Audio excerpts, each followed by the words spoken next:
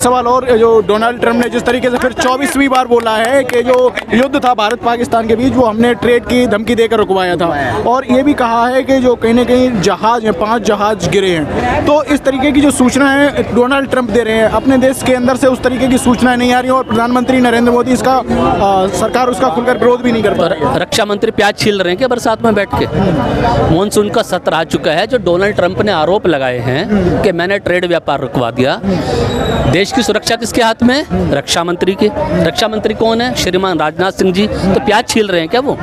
लोकसभा के अंदर प्रस्तुत करें ना सारे प्रमाण के डोनाल्ड ट्रंप साहब झूठ बोल रहे हैं, देश का अपमान कर रहे हैं। आपको शर्म नहीं आती? एक देश का व्यक्ति, कोई भी विदेशी व्यक्ति हमारे देश के अंदर आके हस्तक्षेप करता है, जो हमारी आंतरिक सुरक्षा है उसके अंदर हस्तक्षेप करता है। ट्रंप साहब हैं, ठीक है, अमेरिका के राष्ट्रपति है ना, मुझे तो मेरे देश के राष्ट्रपति से मतलब है। मुझे तो मेरे देश के गृह मंत्री से, रक्षा मंत्री से, प्रधानमंत्री से, कानून मंत्री से, फाइनेंस मिनिस्टर से मतलब है ना भैया। मैं क्यों मानूंगा बाहर की? डोनाल्ड ट्रंप साहब ने अगर 24 बार बोल दिया कि हमने अमेरिका से फ़ोन किया प्रधानमंत्री जी को और हमने कहा भारत को कि यदि आप और पाकिस्तान आपस में इसी तरह से युद्ध करते रहोगे तो हम आपके साथ ट्रेड व्यापार बंद कर देंगे, तो डर गए क्या मोदी जी? ये 56 इंच की छाती इस चुकड़ गई थी क्या? आप बोलो ना लोकसभा के अंदर। आप तो बहुत बड़ी बड़ी बातें बोलते हो लोकसभा के अंदर, एक घंटा बोलते हो और इतिहास लिखते हो कि प्रधानमंत्री ने सबसे ज्यादा समय तक बोलने का इतिहास रच दिया लोकसभा के अंदर। 2 शब्द नहीं फूट रहे आपके मुंह से, 2 शब्द आपके मुंह से नहीं फूट रहे। आप आलोचना नहीं कर सकते, आप सच नहीं बोल सकते कि मेरे पास कोई फोन नहीं आया ट्रंप का, मैं कोई दबाव में नहीं आया हूँ, मैं भारत का प्रधानमंत्री हूँ, मैं भारत के 140 करोड़ लोगों का प्रधानमंत्री हूँ। नरेंद्र मोदी डर के काम नहीं करते हैं। नरेंद्र मोदी ने कोई ट्रेड व्यापार की धमकी स्वीकार नहीं की। बोलिए ना लोकसभा में, आपका मंच है, इससे बढ़िया मंच नहीं मिलेगा। सड़कों पे बोलना, बिहार की चुनावों में रैलियों में जाके बोलना अलग बात होती है। देश को विश्वास तब होगा और विश्व को विश्वास तब होगा जब राष्ट्रपति डोनाल्ड ट्रंप जो अमेरिका के हैं उनकी बातों का खंडन हमारे प्रधानमंत्री जी मोदी जी लोकसभा के अंदर सिरे से नकार देंगे और रक्षा मंत्री श्रीमान राजनाथ सिंह जी इस बात को सिरे से नकार देंगे कि हमारे कोई जहाज नहीं गिरे। बोलिए ना लोकसभा के अंदर। हिम्मत नहीं है, हिम्मत नहीं है, डर गए। सरेंडर नहीं होना चाहिए, नहीं होना चाहिए सरेंडर। आज से मानसून सत्र शुरू हुआ है जी, और जिस तरीके से चर्चा होनी थी ऑपरेशन सिंदूर पर, हालांकि सरकार तैयार हो गई है चर्चा के लिए। राहुल गांधी ने ये कहा है कि मुझे तो बोलने का मौका ही नहीं दिया जा रहा। देखिए, तो जो हमारे लोकसभा के अध्यक्ष हैं ये उनका विशेषाधिकार है कि एक बीजेपी का जो हमारे प्रधानमंत्री जी हैं वो लोकसभा में अंदर बैठते हैं, अपने वक्तव्य रखते हैं और सभी सांसदों को मौका दिया जाता है। विपक्ष जो होता है वो भी देश के 140 करोड़ लोगों की आवाज़ का प्रतिनिधित्व करता है। तो Rahul Gandhi ji leader of opposition है ना, प्रतिपक्ष नेता हैं, विपक्ष के नेता हैं। तो विपक्ष के नेताओं की आवाज़ लोकसभा के अध्यक्ष जी द्वारा एक तरह से दबाया जाना या उनको पूरा मौका बोलने का ना दिया जाना या माइक का जैसे आरोप लगता है कि बंद कर दिए जाते हैं। और वैसे ही हमारे उपराष्ट्रपति साहब हैं जो उपसभापति जी हैं, हमारा उच्च सदन है राज्यसभा, वहाँ पर भी सब चीज़ें देखने को मिलती है। तो ये पक्षपातपूर्ण रवैया सरकार का तो हो सकता है, लेकिन लोकसभा अध्यक्ष और राज्यसभा के जो उपसभापति जी हैं उनका नहीं होना चाहिए। क्योंकि आप देश के उपसभापति, आप देश के उपराष्ट्रपति हो, आप बीजेपी के उपराष्ट्रपति नहीं। और आप लोकसभा अध्यक्ष हो, आप देश के जो सदन है हमारा लोकसभा, आप उसके लोकसभा अध्यक्ष हो। आप 140 करोड़ लोगों का विश्वास हो कि वहाँ पर जो भी हमारा सांसद है उसकी जो बात है, जो भी चाहे कानून के प्रति है, जन कल्याणकारी योजनाओं के प्रति है या 0 आवर्स के अंदर अपने क्षेत्रीय मुद्दे उठाता है, मौका मिलना चाहिए सभी को। ये पक्षपातपूर्ण रवैया सही नहीं है और ये एक तरह से लोकतंत्र में दमनकारी नीति जो जन्म ले रही है भारतीय जनता पार्टी की सरकार के शासनकाल में, और चुपचाप इसको सहा जा रहा है लोकसभा के अध्यक्ष जी के द्वारा और उपसभापति जी के द्वारा।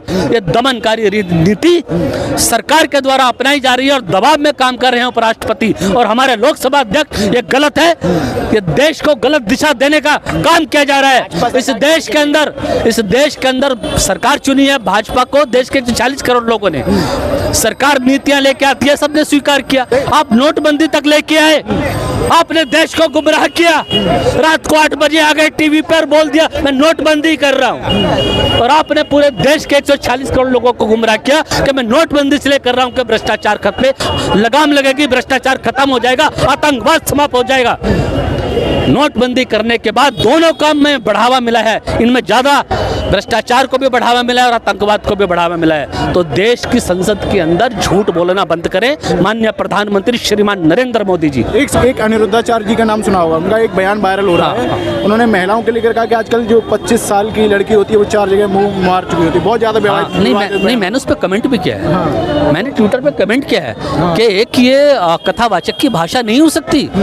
हमारे कथावाचक कथा करने के नाम पे किस तरह से समाज में विद्वेष फैला रहे हैं, और विशेष रूप से महिलाओं के प्रति आपकी सोच इतनी गंदी है, मतलब आपका तो विचार ही शुद्ध नहीं है। तो आप कथा कैसे कर सकते हैं? आपके हाथ में गीता रामायण कैसे आ रही है? मुझे तो हैरानी हो रही है। ऐसे पाखंडी कथावाचकों के हाथ में गीता आना, रामायण आना, उनके मुंह से ऐसे संदेश, ऐसे कथा के नाम पे समाज को गुमराह करना, पाखंड फैलाना कि 25 साल की लड़की 4 जगह मुंह मार के आती है, ये शब्दावली हमारे कथावाचकों की आज के समय पे हो गई है। मुझे बहुत दुख है इस चीज का, और मैं समाज से ये अपील करता हूँ कि ऐसे जो हमारे कथावाचक के जो अनिरुद्धाचार्य हैं, इनके सत्संगों में जाना बंद कीजिए। आपके साथ कुछ भी हादसा हो सकता है।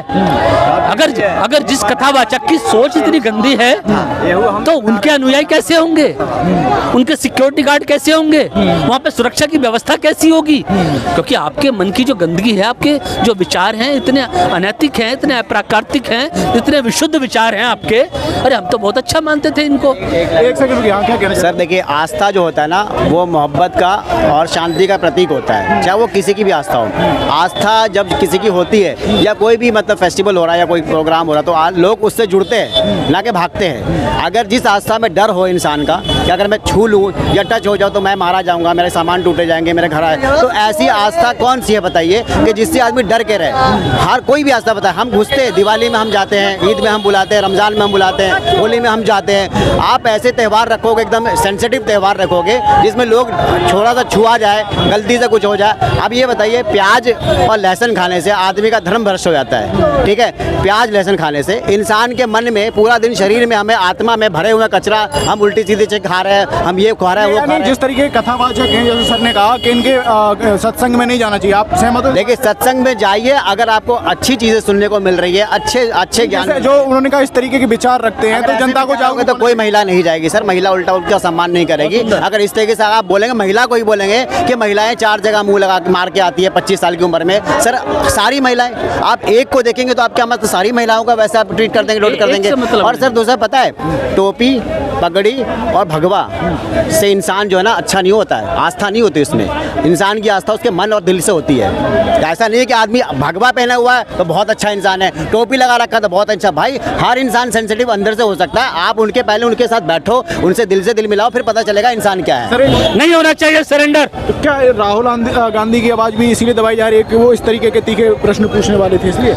राहुल गांधी आज के समय पे बढ़ते हुए एक युवा नेता हैं, जिनको मालूम है कि देश का प्रतिनिधित्व हमने कैसे करना है। मैं कई मंचों पर बोला हूँ, आज भी आपके मंच पर बोल रहा हूँ, ये देश, भारत देश गांधी का देश है, ये अहिंसावादी देश है।